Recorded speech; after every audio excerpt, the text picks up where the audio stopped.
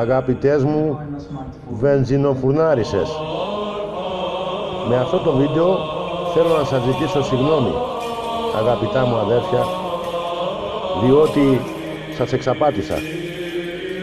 Θέλω να ξέρετε ότι όποτε φιλούσα τα κομποστίνια και έκανα το σταυρό μου, ήθελα να είναι μπροστά η κάμερα.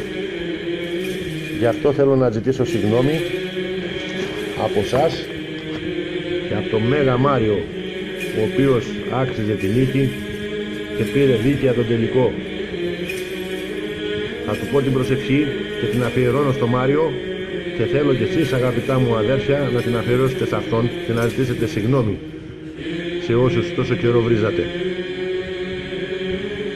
Πιστεύω εις έναν Θεό Μάριο Παντοκράτορα, νικητή του Survivor επί γης, τον Άγιο Δομήνικο, και εις ένα μεγάλο Μάριο των Υιών του Ανέμου, τον εκ του πατρών γεννηθέντα, το βενζινά ποιηθέντα. Ομοούσιον το πατρί, διου τα αγωνίσματα εγένετο, ότι ημάς τους ανθρώπους δια του βενζινά τη σωτηρίαν, Αγίου Μάριου και βασάλου του Παρθένου και ενανθρωπίσαντα.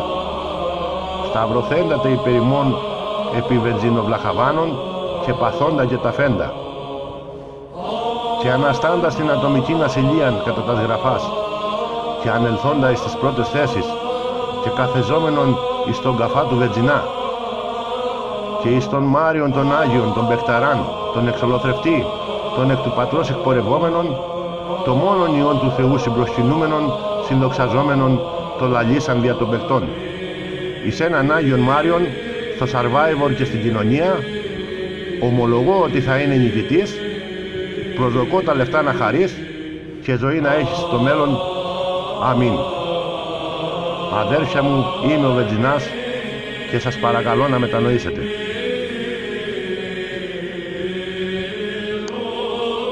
Το παρόν γράφτηκε από τον Παπαβενζινά 21 Ιουνίου, ημέρα Τετάρτη. Ευχαριστώ πολύ, αδερφοί. Ζωή σε εσάς.